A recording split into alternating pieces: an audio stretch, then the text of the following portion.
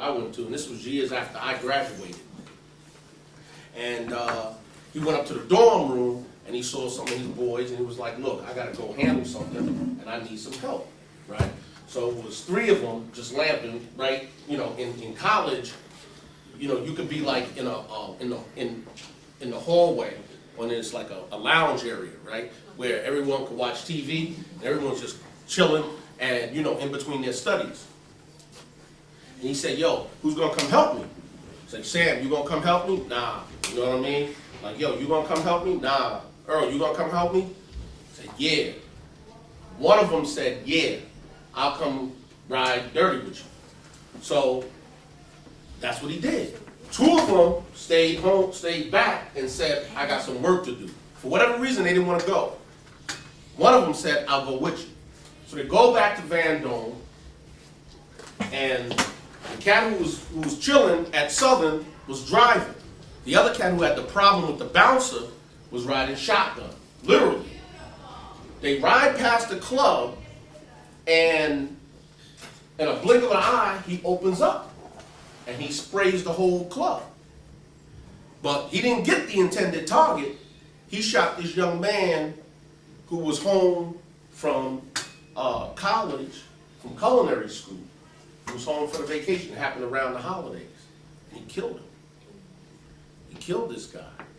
So what happened was the 2 of them got arrested.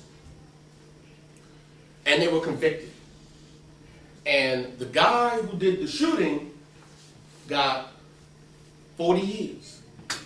The guy who was simply in the dorm room chilling with his boys, but who decided to take that chance and take that step and roll with his boy, he got 25 years.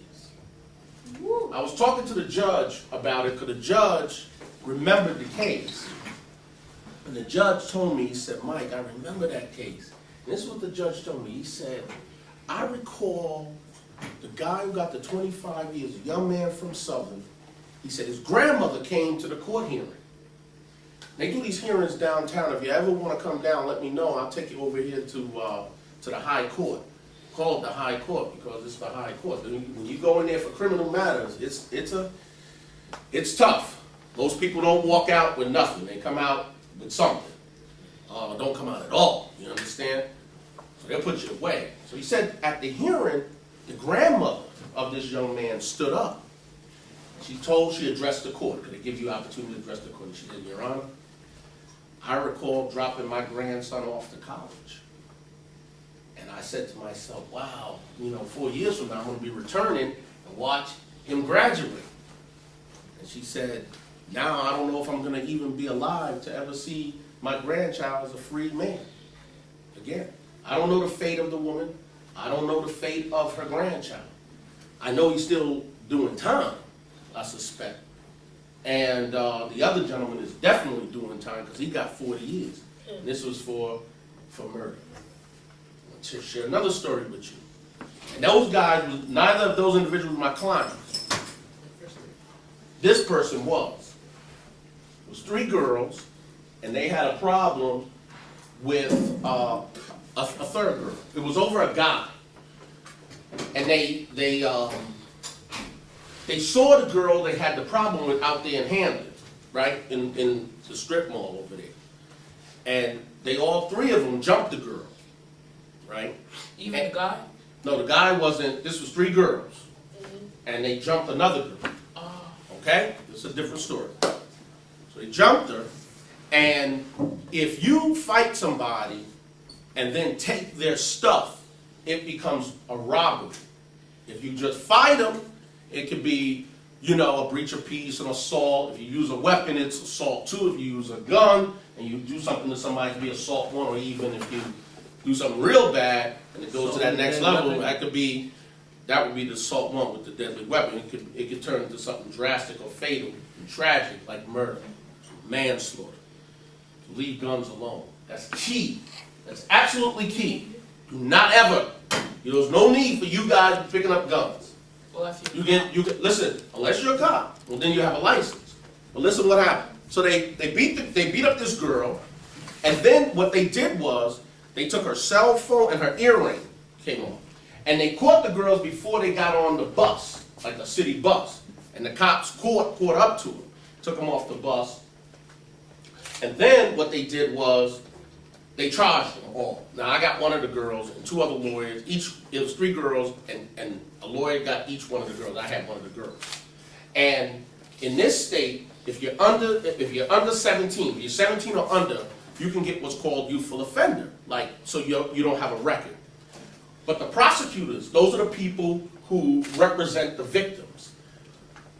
That's the state. They control who gets what's called youthful offender. They said, no, we don't want to give them a youthful offender. What's bad about that is now you have a record for life in some cases, a felony record. So what was interesting about that was, I'm standing up in front of the judge, you see, and my client is standing next to me, this girl, and she says this to me. She says, Attorney Jefferson, am I going to jail today? And I said, no, you will not be going to jail today. And then she said, Attorney Jefferson, because the judge asked her, do you have any questions for your lawyer?